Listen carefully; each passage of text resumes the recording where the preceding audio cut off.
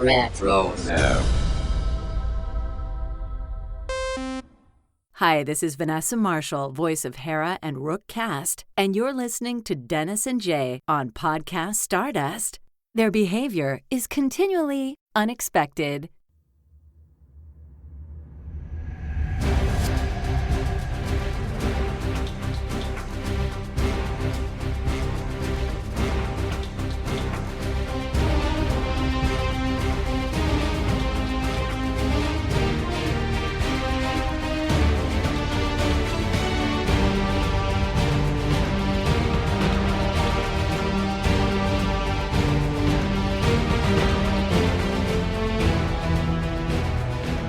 Welcome to Podcast Stardust. This is the fully armed and operational podcast dedicated to Star Wars news, reviews, and discussion. I'm Dennis Keithley. And I'm Jay Krebs. And this episode of Podcast Stardust will feature the final installment of our year-long Revenge of the Sith series. But before we get into that and say goodbye to Revenge of the Sith, Jay, I want to remind everybody where we can be found on social media. Well, instead of saying goodbye, you can say hello there to us on Facebook and Instagram at Podcast Stardust. All right. The dish is aligned, the signal's boosted to maximum output, the shield is down. We are now broadcasting to the galaxy. So, if you're new to the podcast, then where you been? But second, each year we pick a movie that's celebrating a big anniversary, and we split up into 12 parts and talk about a 10 to 15 minute portion of the movie each month until we get through the whole thing. And so this year it was Revenge of the Sith for its 20th anniversary, and we're going to be picking up the conversation with the timestamp of 2 hours, 3 minutes, and 30 seconds, and we'll be going to the end. So we're not going to discuss the credits, but everything leading right up to the credits is about a 10-minute segment. It worked out really well, this one, which is hard to do this year with this movie. It was hard to get those even 10-minute segments, but here we are. Did great. I appreciate that. But I had to divide it up like into the middle of scenes a lot more than usual. So, but here we are at the very end, and we really are at the conclusion of the movie. There's not really any more action here. There's a couple little minor reveal. No, I don't want to say minors, but there are some reveals to go. But we are on the asteroid colony of Polis Massa, and Yoda is meditating before Bail Organa interrupts him and lets him know that Obi-Wan Kenobi has made contact. And the next thing we see is Padmé's ship is approaching, and Bail tells Obi-Wan to take Padmé to the medical center there. So I don't know that there's a lot of deep things to talk about here after this little portion of the segment here, but did it mean anything to you? Did it surprise you at all that there is something rather important about to happen? Of course, it's going to be the birth of the Skywalker children here, but it took place on an asteroid in like the middle of nowhere here. Yeah, and I remember seeing this for the first time and thinking to myself, okay, here we go. The twins are going to be born. Like, here we go. And then, like you said, they're on an asteroid. But then again, I thought to myself, okay, that's kind of fitting because it's out and away from everyone and everything. And it's happening in this very out of the way kind of an area under secrecy. And, it just was kind of again, it's Anakin's vision almost coming to life in the way that even in the book, Padmé had said, oh, we're on Coruscant. Come on. Like, we've got access to all of these wonderful kinds of things. And even if we go to Naboo, I'll be at home. And yet here now they're on an asteroid. So, you get that feeling like, oh gosh, okay, this is really going to come to pass. Do you think anyone ever told Luke and Leia that they were born on Polis Massa? Or did that's Luke? A great question. Yeah, or did Luke grow up his entire life thinking he was born on Tatooine, and Leia thought she was born on Alderaan, for that matter? Yeah, well, I think probably in their younger years until they realized, exactly what their lineage was. But I guess that probably begged the question for them, like, yeah, where was I born?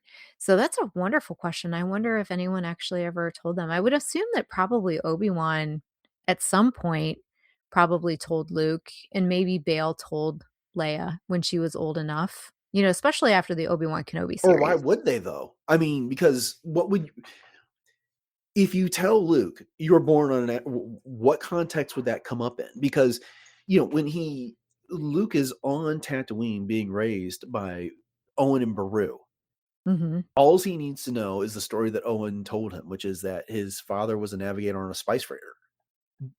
Where would Polis Massa come up in all of that? It could have easily been from Tatooine, and frankly, it might have been safer for him to say that, that you were born That's on very Tatooine. true. Yeah. And then, when Luke runs into Obi-Wan when he's old Ben on A New Hope, this subject never really, as far as we're aware, never had a chance. It could have come up off screen, but why would it? And then he Right. dies. And then his Right. encounters with Ben, there's a Force ghost, and it's about confronting Vader and finding Yoda and the like there. So I don't know. To me, it's just like, I don't know that they ever do that. Yeah. You almost wonder if maybe it was one of those conversations off screen that maybe Luke had with Yoda and Dagobah. You never know. But then again, why would Yoda tell him that? I mean, it's just Yoda is keeping from Luke that Vader's his father and that there's True, anything to miss. yes. It's like, you need to train to be a Jedi so you can confront Vader. But then it's Yeah. not until Luke goes to Bespin, of course. I mean, this, of course, I'm preaching to the choir. It's not until he goes to Bespin that he finds out that, Vader's his father. Right. And there's a Right. question about his whole paternity and the secrecy of which he was born, stuff like that. It's always been that he was this navigator, On a and spice trader, yeah. yeah, and then he died. And so now Luke has been raised by his aunt Uncle, but I don't know.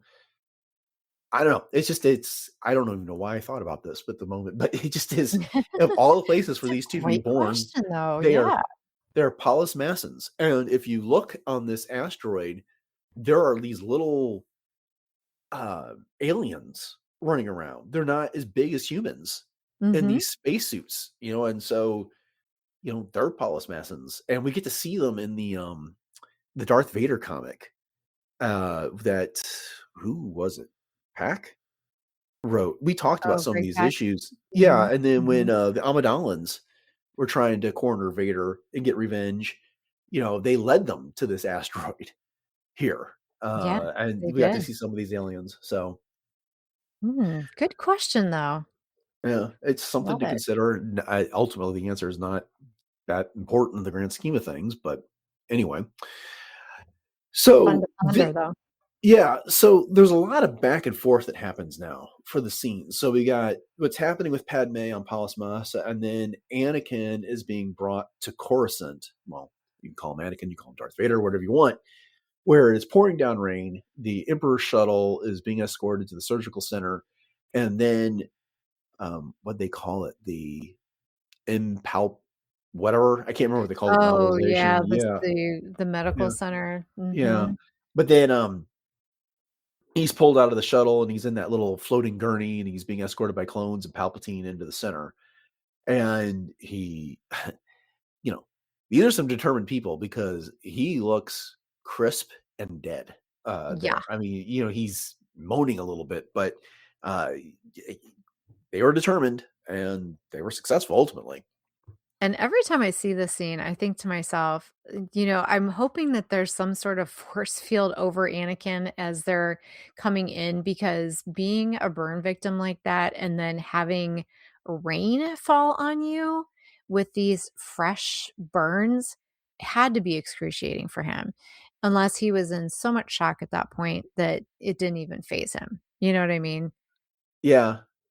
Yeah, I just don't see the Emperor being that caring when it comes down to it. True. Yeah. His anger, Pain. his pain, everything else gives him Yes. strength. So I suppose that would be it. But this does set up, and we'll see a lot of contrast between the environment Anakin finds himself in and what Padme finds himself in. Yeah. And the other thing that occurs to me is like, it's raining here. This is a baptism in its Oh own way. gosh. I mean, this is Mhm. the second baptism that Anakin goes. He gets baptized by fire on Mustafar, where the old Anakin is burned away. And now this rain, I guess that's not really a baptism, but at any rate, it's a change by fire. He's being born by fire. He's really whatever vestiges of Anakin are gone. They're wiped out by the fire. And now he's really being born again as Darth Vader here in this scene. He is. That's a good way to look at it. Right. In contrast, you've got Padme back in the medical center on Polis Massa in a very pristine, bright environment. Because when we see Anakin as he's being rebuilt into Darth Vader, it's this very, very dark room surrounded by these sterile droids. Now, Padmé's got plenty of droids around her, but they look a whole lot friendlier. They aren't all harsh edges and spikes and needles and the like. I mean, you think of the delivery droid, she's got these nice paddles and she's cooing at Padmé. Right. And then you got, Ooh-bah, yeah, ooh-bah. and then you got the droids that are tending to Anakin and they aren't saying anything. You just hear the hisses and the servos and things that are going on around them. Right, but it's almost too sterile in a lot of ways and too Mhm. impersonal in a lot of ways, and, you understand it's a sci-fi movie and things are not gonna be as comfy as, like, a birthing room that you might see somewhere else, but Mhm. it's definitely not the experience that Padme had fantasized about, when Oh, she was sure. standing there on that balcony in Coruscant, "I know the perfect spot down by the lake, and I can fix up the baby's room," and all of the things. It's like it's a nightmare for her, quite honestly. Yes, but I would say this, it's like she's surrounded by people who love her. This is You know, true. Obi-Wan Mhm. and Yoda aren't supposed to have attachments, but when we do see her finally pass away at the end of the scene, Yoda's distraught. I mean, you look at the expression on his face, just how wide his eyes get, his ears droop, and his mouth hangs open. And, you got Obi-Wan, who is a dear friend that's helping her get through this labor. Meanwhile, Anakin is in the surgical center surrounded by droids that are not talking to him. You've got the Emperor who's like biting his lip to control the chuckling that he wants to do Yeah, I over know, it's so sick. this how twisted this whole thing, and he's getting this this new perfect apprentice that's going to be encased in this shell and he can be manipulated the way he wants in this situation. It's all dark. If you look down at Anakin while this is happening, his gurney is on top of a dais, and the way that dais is lit, it's like the Imperial cog. It's like a Mhm. primitive version of that Imperial cog that he's on top of. And it's like, I don't know how much they intended it or not, but I choose to take that as one heck of a piece of symbolism that he was a servant of the Republic, but now he's becoming a machine of the Empire. Yes, and, somebody had posted that somewhere, I don't even know how long ago it was, and I had never even made that connection before, and I'm glad that you brought that up again because it's so true, and just the way that the camera angle is as well on both of them, in some ways it's you're viewing them from the top down, and one of the views of Padme is from the side so that you can kinda see her silhouette as Mhm. her, before she gives birth to the twins, but yeah, it's just oh goodness, it's that bird's eye view above Anakin that just gives you the chills. Yeah, and there's like a lot of smoke in the room, and he's Yes. all charred flesh, and they've got you see the two new artificial legs. He's got the one arm, and he's still missing the other there, and he's thrashing about like fighting with everything that's going on there as he's being transformed into Darth Vader for good in this situation. Meanwhile, well, we need to back up a little bit. So, Padme's brought into the delivery room and before she's even giving birth. The one droid comes out who's again, he's talking, he's got a very soothing voice, and he's trying to explain to Bail, Yoda, and Obi-Wan that, she's completely healthy, in quotes, but for reasons they can't explain, they are losing her. For some reason, she's lost the will to live. Did that ever sit well with you, or what do you think about? I mean, because this has been a serious point of criticism for this movie that Padme would just give up. Mhm. Yeah, I know, it always kind of bothered me, but I guess the way that I let it sit with me is just the fact that it needed to happen for the storytelling kind of thing, but I know that, as you just said, that it's been such a point of contention, and a lot of people have said that that losing of the will to live was in some way, shape, or form Palpatine reaching out somehow and literally choking the life out of her. I don't know how much I believe that, but how far reaching his powers could actually be.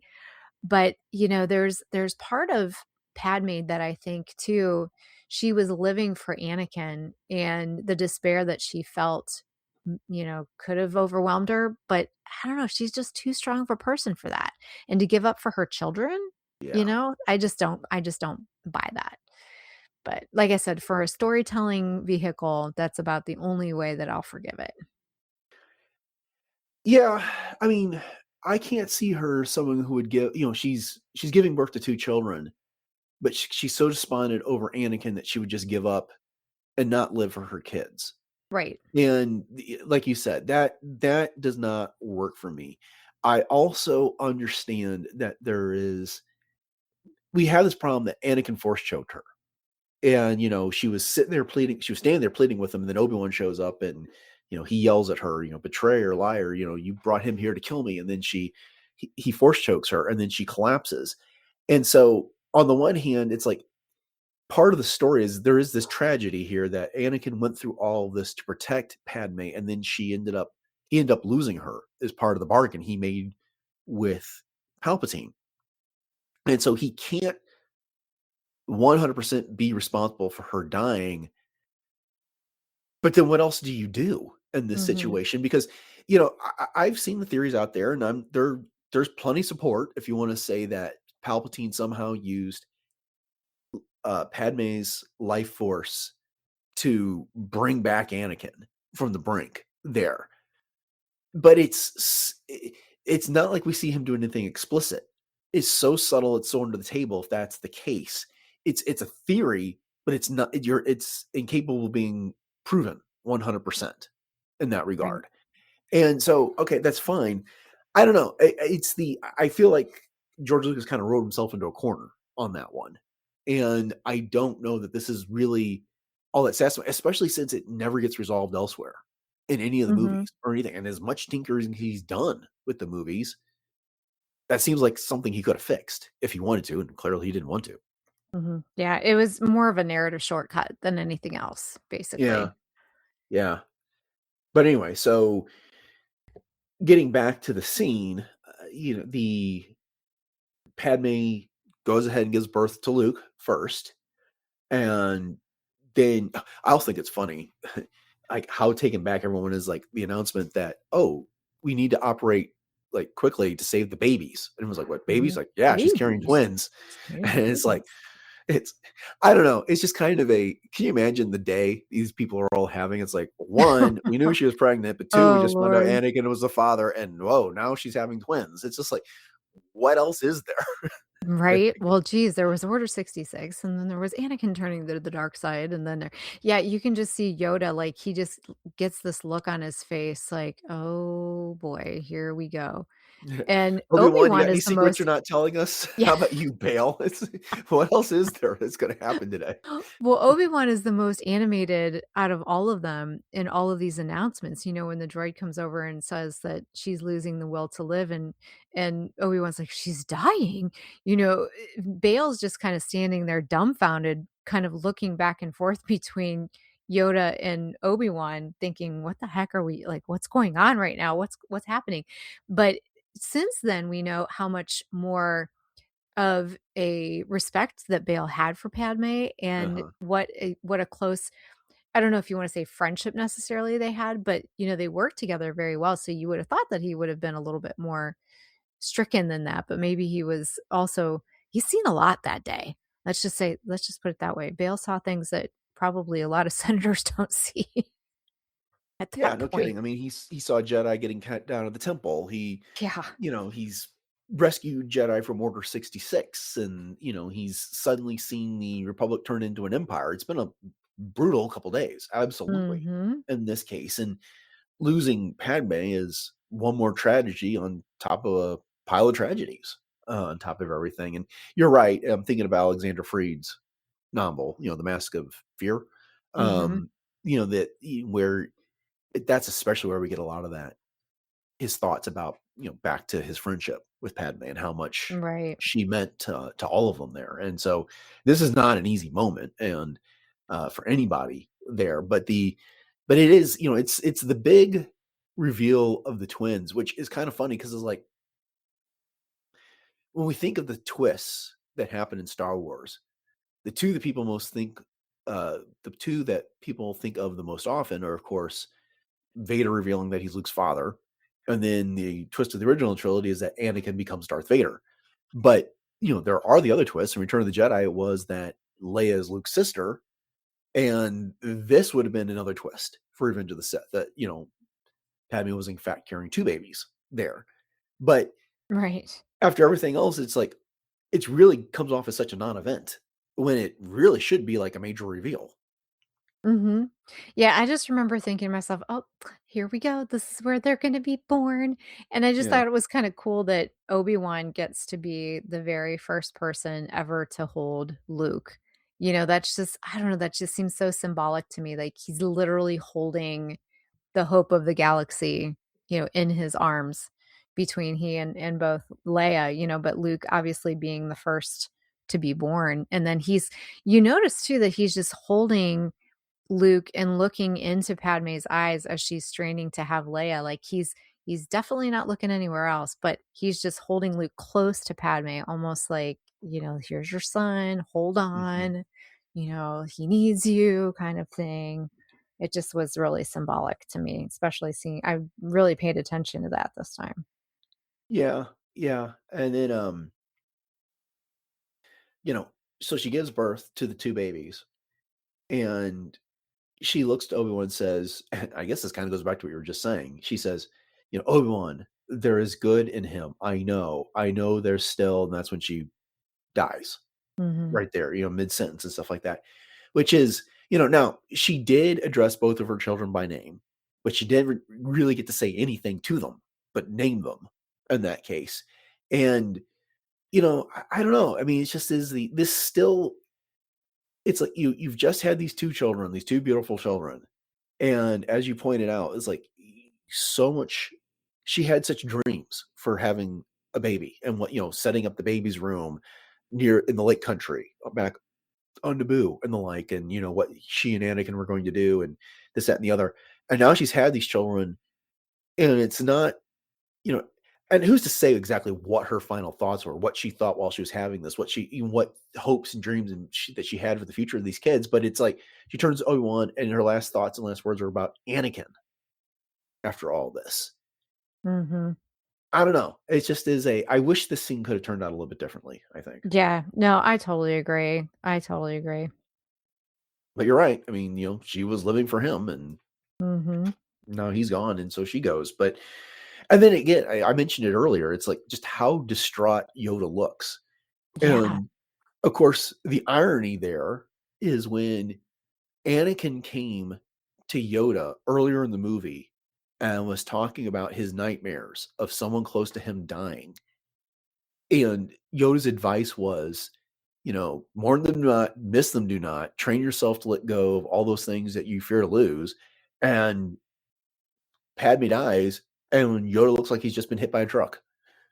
Right. And the thing of it is that if Yoda would have known anything about Anakin and Padme's relationship at all, because I think to myself how back in Attack of the Clones too, when Padme shows up and Yoda says, "Oh, fear for you we did, but seeing you alive brings warm feelings to my heart." Mhm. He always had an affinity for Padme. He always Yeah. seemed to have a real warm spot in his heart for her. And so now it's almost like you said, he's looking at the situation and thinking, well, holy cow, this is who he was talking about. Could I have helped him a little bit more in this situation? Yeah. Yeah. I want to be careful with this conversation though, because we've had this recently, which is, there's a difference between connection and attachment in this case. And we really got into this when we were talking about the novelization. And Anakin had an attachment to Padme. And, one of the great things about the novelization is it talks about how Mace Windu had an attachment to the Republic. Mhm. And what does that mean? It means that they were willing to bend the rules. Mace knew he couldn't just assassinate the Chancellor, but he was willing to do it for the Republic. And Anakin knew there was all these things that he was not supposed to do, but he was willing to forego those rules in order for Padme, in order to try and save her. Mhm. Just like Obi-Wan, his attachment was Anakin. Not in a romantic way, but as a brother type of way, someone he raised, someone he taught, Mhm. someone he fought for in front of the council. that he overlooked things that he should have seen, that he should have noted, that he should have brought to the attention of the council for Anakin. That was his attachment here. I don't believe Yoda had that for Padme. He definitely had a connection for her. He had a fondness for her. Not quite the same thing as this attachment that we're talking about No, in this no, I would situation. agree. Yeah. But he learns a lot over the course of this movie. It's, putting aside those feelings and teaching yourself to just let go of everything you fear to lose. It's, despite his age, despite his wisdom and all of his experience, it's really hard to put in practice. Mhm. Yeah, and, just having the High Republic too, and just understanding the scope and the depth of all the things that Yoda has seen. And yes, there's been a lot of lessons along the way, but I do think that this has definitely been the hardest one for him. Yeah. And, and facing his failure as well in a lot of ways. Right. And then a scene that I think is perhaps a little underrated is that final moments of Anakin being transformed into Darth Vader. And obviously he was Darth Vader before, but I'm talking about the Darth Vader we think about, the black suited, helmeted monstrosity that he becomes. He's lying there on the table, and then, he's got the suit on. The only thing that's left is to put the mask and the helmet on over that. And so, he sees his burnt face, and then that claw has got the mask in it, and it's lowering it down. And as we get it from his perspective, and he's looking up through the mask, and he see through those red lenses, and just like how the whole world turns to red. It's like he's now being encased in this. If he wasn't changed before, he forever is now. This is how he sees he's getting his new eyes. This is how he will see the world forever. And when it like slides in, and you get that funk, as the helmet comes on, that suction sound, and that little bit of like, you can hear like the vacuum sealing of the whole thing. Yes. The sound design around that was just so perfect. And you get that sense that if you didn't know before about how artificial his world just became, there it is for you. He's been vacuum sealed into this suit. And, as Obi-Wan will say, he's more machine now than man, twisted and evil. There you go. That's the demonstration of it for you. Oh, yeah, and, in a lot of ways too, you can see Anakin's fear, that there's nothing that he can do as he's watching this faceplate, this helmet coming down on him, and I think it was genius the way that they did it so slowly too. Mm-hmm. It's that anticipation, and you're watching this inevitability of what's about to happen, and, like you said, it's cinematically and sound design, like everything, the camera angles, everything is just perfect. The music, Yeah. perfect. I mean, it's just, yeah, it's his loss of humanity, and he loses everything he was, and he's now this symbol of darkness. And yeah, it gives me the chills every single time I watch that scene. Right. And, we kind of got things out of order because it goes from that to Padme dying, and then it comes back to Mhm. Vader, and then you see the table is inclined. And originally, I remember back in the trailer for Revenge of the Sith before we saw the movie, the original version of it had his hands up, shackled up by his helmet. And that got such a poor reception that they digitally altered it so that when the movie came out, his hands were shackled down by his waist. Mm, But, I didn't know that. oh yeah, yeah. So the table gets inclined, and then Palpatine approaches and leans in and says, Lord Vader, can you hear me? And Vader turns to him and says, where is yes, my master. Where's Padme? Is she safe? Is she all right? Palpatine's response is, it seems in your anger you killed her.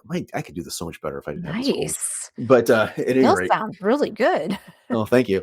But then Vader gets angry, and he starts using the Force to destroy things. He's like, no, she was alive. I felt it. And then he does that Frankenstein, he yanks the shackles off the table and steps off there really awkwardly, and does that no that they end up adding to Return of the Jedi in the special edition later there.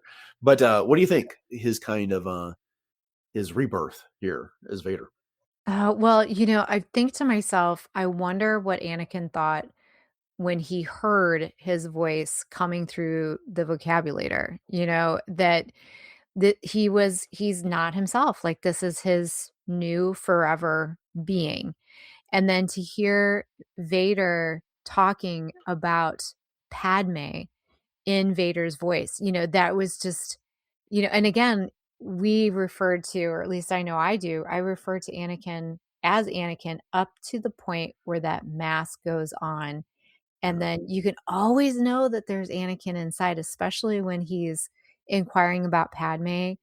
But it's such a tragedy when you think about that. Here is this visage of murder and of all of the things that Vader stands for and evil, but he's trying to be tender in that moment. And then when he Yeah. realizes that he's lost her forever, and like you said, he's done this no thing in crushing everything around him with the Force, you can see Palpatine, like you were saying earlier, just holding back like a chuckle. Yeah. And he's so pleased. Like he's Oh, yeah. just beside himself with joy, thinking to himself, okay, he's literally half the man that he used to be, but he is still this powerful. Look at this hate. Look at this evil that I am about to have at my disposal as my minion, basically, and being able to do anything that I wanted him to tell me to tell him to do. He was just in pure joy at that point, and that makes it even more awful, Yeah. when you think about it. Yeah, it's kind of funny. It's like I think of the scene here and those lines. It's like, where's Padme? Is she safe? Is she all right? And then that no, when we get to the Obi-Wan Kenobi series and Obi-Wan and Anakin are fighting, and Anakin's mask is kind of half destroyed, and Vader says to Obi-Wan, is like, "You didn't kill Anakin Skywalker, I did." I think like this is the moment where Vader actually kills Anakin Yep. inside. It's that whole no when he's told that he's the reason that Padme is dead. It's like he destroys Anakin so that he doesn't have to confront that anymore. Yep. And that's where he truly becomes Vader. Yes, yes, I agree with you, and like you said, and I need to go back and watch the Obi-Wan Kenobi series again. It's been a hot minute, but Yeah, it's so good. It's so good. absolutely.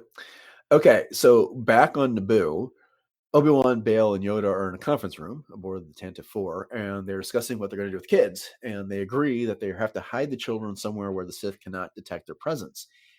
I thought that was interesting here because, it's back in the Legends days, there was always the sense that Force users could kind of detect each other.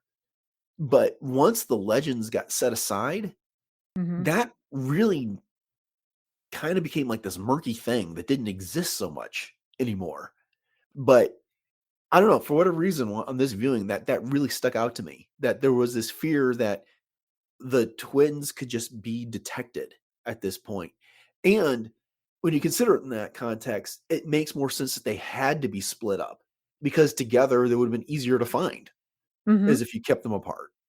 Yeah, there would be a stronger beacon of the Force, if you Yeah. will, kind of thing. But did you ever wonder, I understand the reasoning for wanting to take Luke back to his family on Tatooine, because probably Vader would never want to go back to Tatooine. However, it almost does seem a little too convenient that they kept his name, Oh gosh, yes. Yeah. Skywalker, You know, for years it was explained away as like Skywalker is like Smith in our world, but like it Mhm. really is not. But it's And not. especially if you read the novelization and the beginning, the little prologue talks about how big of heroes Kenobi and Skywalker are. Yeah. That and now look, it's also a kid on a moisture farm. So how likely is it that the exploits of this kid are going to get anywhere near Mos Eisley, let alone off Tatooine, into the ears of the Empire? And as far as Vader and Sidious knew, Padme died before she gave birth to the kids. Mhm. So this isn't even a possibility. So they weren't even looking. But yeah, I mean, you could have just called him Luke Lars, Right. Right. and even better protected him than what was going on. Exactly. Oh, 100%. But Yeah, it is what it is. Yeah. So Bale's going to take Leia back to Brea, and they're going to raise her as their adopted daughter on Alderaan. And then Luke, as you just were suggesting, is going to go with Obi-Wan to Tatooine and be given to Owen and Beru, where he's going to be raised. But before they can split up to act that plan, Yoda tells Obi-Wan to wait. He has training for him, that an old friend has learned the path to immortality, and he's going to teach him how to commune with him, which of course Obi-Wan realizes is Qui-Gon. And we come to find out again in the Obi-Wan Kenobi series that that's not as easy as it sounds, because it really Right. takes Obi-Wan a long time to get in the proper mindset in order to do that. But of course, the subtle irony to all of this is Anakin fell to the dark side to try and discover the secret of immortality so he could save Padme. And of course, the Jedi had figured out this secret through Qui-Gon, which is you become one with the Force and you become immortal. So, not exactly what Anakin was going for, but he actually stood a better chance if he had not fallen to the dark side. Right. It's very ironic. And a couple things there. One, I didn't realize that they were on Naboo in this scene. I guess I always just thought that they were still on Polis Massa before they decided where they were going to go. But it does make sense that they would have taken Padme back to Yeah. Naboo. Because you see the So, Tantive 4 flying to Naboo right before they have this conversation. okay, I guess I Yeah. never picked up on that. Wow. Yeah, Okay. and I only did because I was doing the moment by moment notes in order to Mhm. put this together. But yeah, you're Mhm. right. I mean, it Yeah. really is immaterial where they were before they had this Right. conversation, but it just so happens Right. that that's the way it was. Yeah, and then the other thing that, I picked up on then too, when you were talking about this, how to commune with Obi-Wan, do you think that Yoda would have shared that with with Obi-Wan about Qui-Gon in another context so soon? Or was it just because of all of these events that had facilitated or precipitated the reason for him to tell him this at this point? Because how long has Yoda known this? That he Well, could if you go by the novelization, he'd been stumbling into this, and it is in these moments that he finally submits to Qui-Gon to learn the teaching himself. So according to the novelization, Yoda hadn't completely even mastered this at this point, Mhm. because he does that supplicant, like, student bow to the Force Ghost, to Qui-Gon, to indicate that he will be the student. He used to be Qui-Gon's teacher at one point, but now he's going to be the student. He humbles himself and he's going to learn this. And so I think this is something that Yoda's only recently learned. So it's not necessarily that he had an earlier opportunity to teach it to him. And, you know, he's getting ready to part from Obi-Wan. So it's not like he's going to have other opportunities to tell Obi-Wan about this as well. And Right, so I'm yeah. not sure he had. So I think this was kind of like the moment for this to happen. Yeah, that's what I was meaning, like, this moment precipitated the reason for him to share that information with him. Yeah. Yeah. So, No, I that think he you're right. wasn't gonna say to him beforehand, like, "Oh, by the way, I'm learning this," kinda thing. But Indeed. and I also appreciate with the costume design too, how you can see Obi-Wan's tunic and his clothing that has been ash worn and burned and, in the whole 9 yards, and that he's not gonna get a change of clothes. I mean, where is he gonna get a change of clothes? He's not gonna go back to the temple and grab himself a new Jedi outfit. So he's going to Tatooine with those tattered clothing, and then I can just picture him, and I know I've told you this before, being in his hut there on Tatooine with his trunk of old Jedi clothing, like, lovingly darning the holes, and, I don't know, it's just I guess I'm a little romantic when it comes to that, but I just thought it was such a great storytelling piece that they Yeah. had those details in there. I certainly did notice how much his robes were, endured wear and tear in A New Hope after seeing Revenge of the Sith. Mhm. Because it didn't stand out to me nearly as much. But yeah, now that you had an opportunity to see those robes get singed and, embers make their mark on them, yeah, you can pick up how threadbare they are by the time he gets to A New Hope, for certain. Yes. Not much easier. So wrapping up a little bit more business which is also known as how come the droids never talked about any of this and during the original trilogy. Bail delivers R2 and C-3PO to Captain Antilles with the following instructions: treat them well, clean them up, and have the protocols droids mind wiped. So What? yeah, And yeah. R2 giggling. I mean, I will go to my grave arguing that C-3PO did not deserve this in the least bit. And frankly, it's, R2 was the more dangerous one to have his memory Oh, left yeah. intact between the two of them. But, R2 doesn't speak in English. He speaks binary. And so we don't have to worry about that so much from a narrative perspective when it gets to original trilogy. And we do have to explain why 3PO never talks about any of these things. Mhm. It's very true. I just saw a meme that said, why did R2's mind not get wiped? It's because he knows how to keep his mouth shut. But I'm with you. I think that 3PO, he could have if he needed to, because even in the Clone Wars, we saw that he could keep a secret when he had to. Well, and he can also be duplicitous when he wants to. I mean, think about in A New Hope when they're on the Death Star. He tells when they're about to be discovered in that control room, he and R2 lock themselves in the closet. When the stormtroopers come in, he's like, madman, they run off to the detention center, blah, blah, blah. And then when the one stormtrooper leaves them behind, they need to leave. He's like, all this excitement has caused a short circuit in my counterpart. I'm going to take him down to maintenance and stuff like that. He knows when to fib, when to bend the truth, Mhm. and not just to blab anything to anybody. And there's no reason to believe that he's more susceptible to give up that information than R2-D2 would be. Right. So, I mean, look, if we want to get into the narrative reasons why it had to happen, yeah, absolutely. There had to be a reason. I just, the other thing is, it's just like, you know, Bale made this decision here.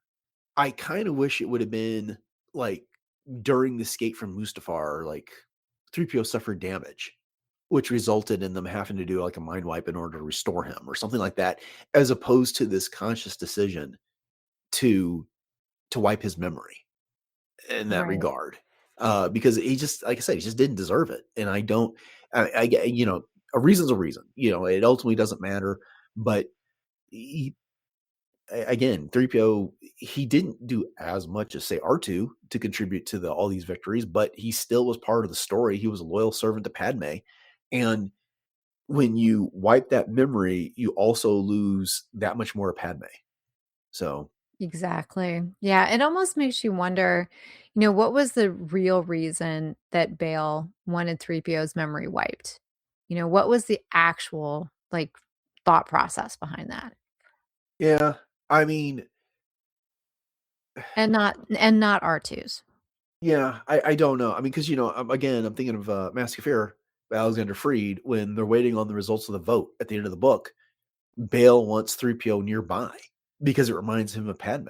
Right. And there's some Right. comfort there. Well, okay. Could have been even more if you hadn't wiped his memory, but all right. Exactly. So, okay. Well, back on Naboo, we get the funeral procession. And like all of Naboo comes out to pay the respects as there's there you have the procession going down the streets. Boss Nass, Jar Jar, Padme's parents, her sister's children, the current queen are all part of the procession there.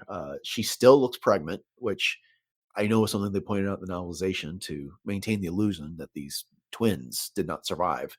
And Right. then she is clutching the Jabor snippet in her hand as she is wheeled off to her final resting place.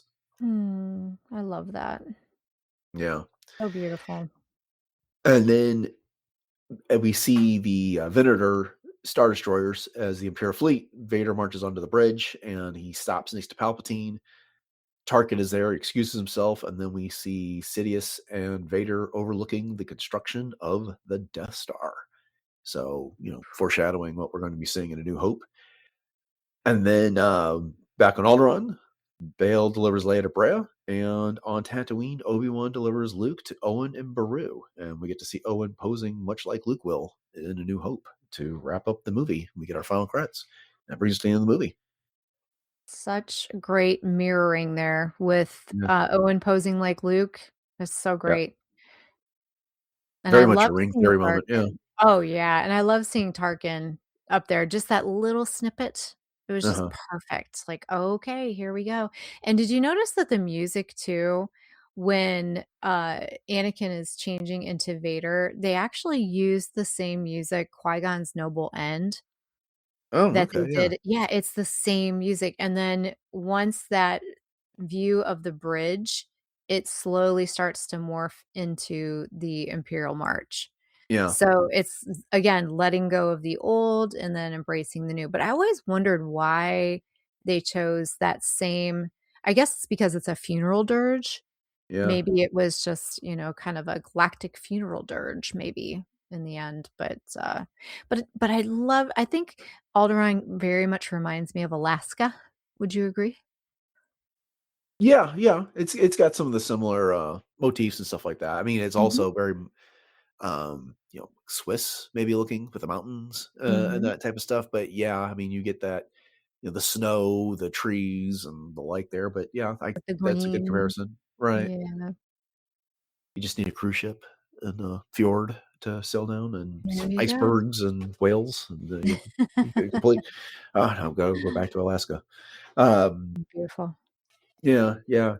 I don't know, and I just it's the this last couple minutes do such a great job of ending the prequel story and giving us introducing the elements that we'll get in the original trilogy. And it's a nice transitional piece. It's beautiful. Yeah. So we've now done all three movies of the prequel trilogy and in one of our year-long series here.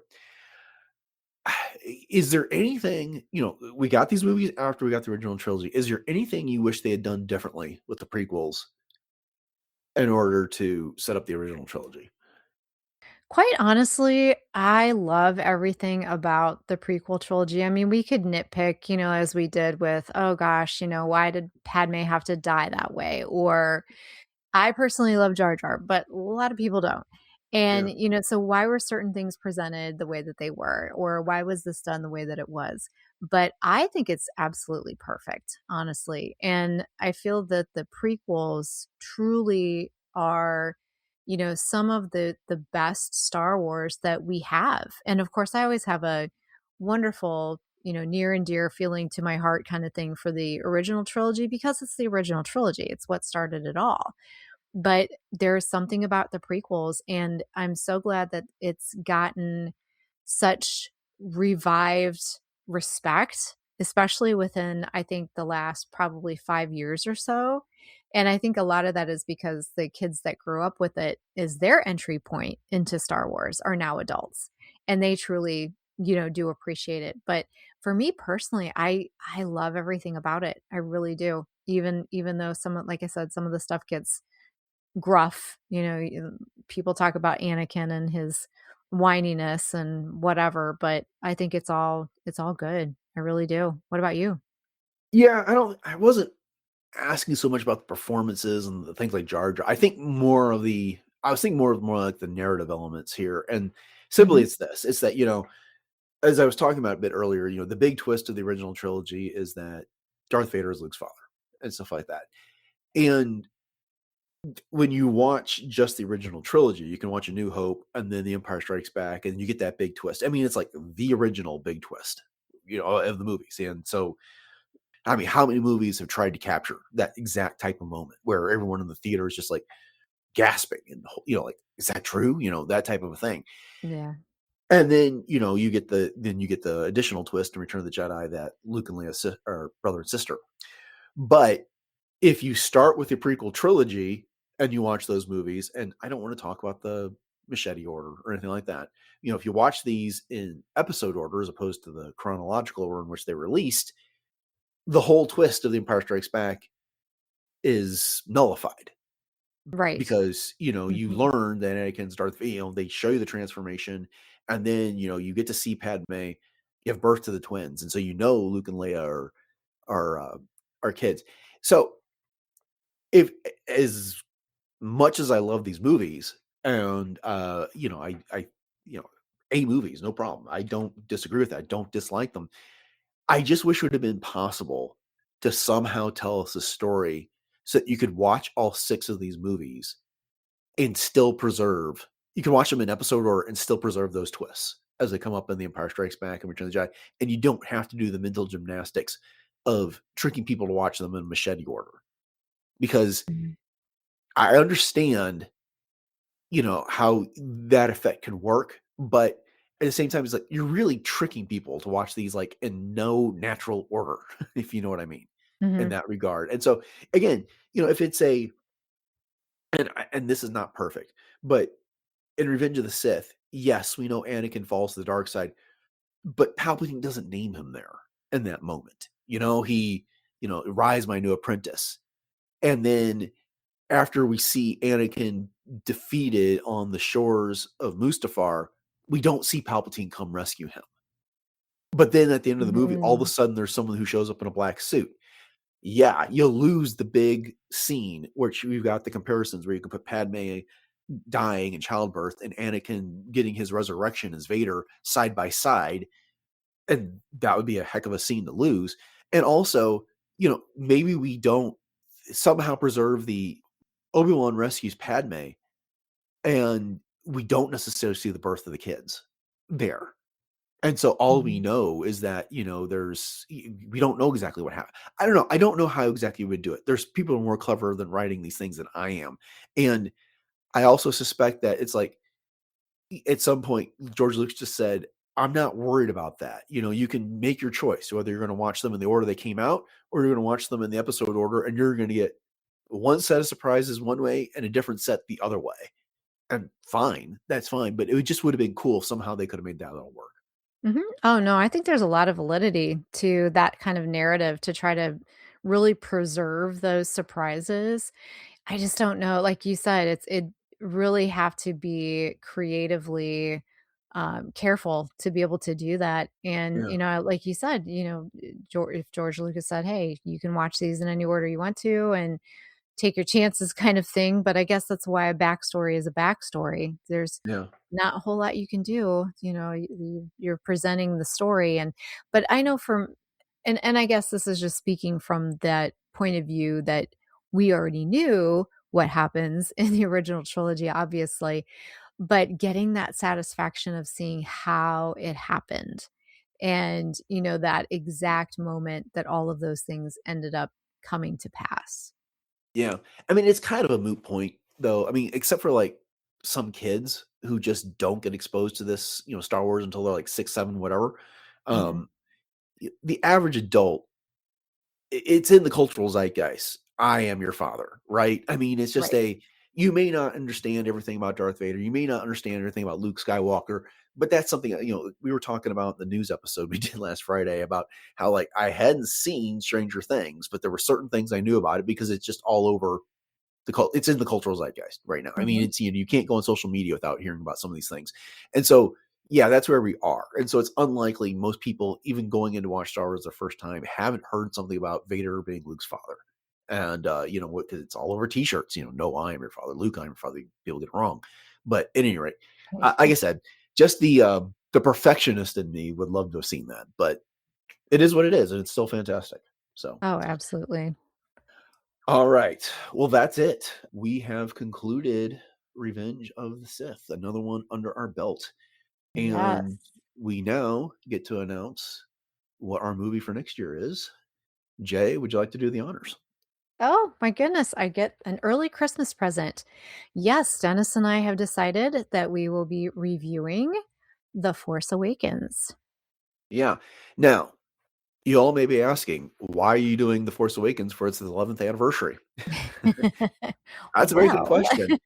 And the answer is because its 10th anniversary was the same as the Revenge of the Sith 20th anniversary. And there is no movie that's celebrating an anniversary with a 10, ends at a 0 or a 5 next year that we haven't already covered. So because we did Rogue One, so yes, we did Rogue One. So we basically decided since we could only do one movie, or we were only going to do one movie this year, that we are going to fill the hole with The Force Awakens in 2026. So we're looking forward to talking about that. We are looking forward to having you all join us for that. And yeah, so each month you can look forward to a 10 to 15 minutes, an hour long episode covering a 10 to 15 minute segment from The Force Awakens. And it'll be fun because we haven't done any of the sequels yet. Right. So, yes, looking forward to it. Yeah, look for that in January. All right. Well, then, thank you all for joining us for this episode of Podcast Stardust and our discussion of Revenge of the Sith. Thank you for being with us all year if you've done that. Thank you for showing up for this one. If it's your first, you'll be able to find all the previous episodes on your podcatcher of choice over at retrozapp.com. And if you subscribe to the podcast, then you'll be able to get all of the episodes in our upcoming The Force Awakens series next year. Jay, you want to go ahead and remind everybody what our social media contacts are and where else they can reach us online? Absolutely. So we're super easy to find. We're on Facebook and Instagram at Podcast Stardust, and we have tons of Pinterest pages. So you can check out all of those for tons of ideas for everything Star Wars. And if you need more places to listen to us, you can hit us up on both YouTube and YouTube Music.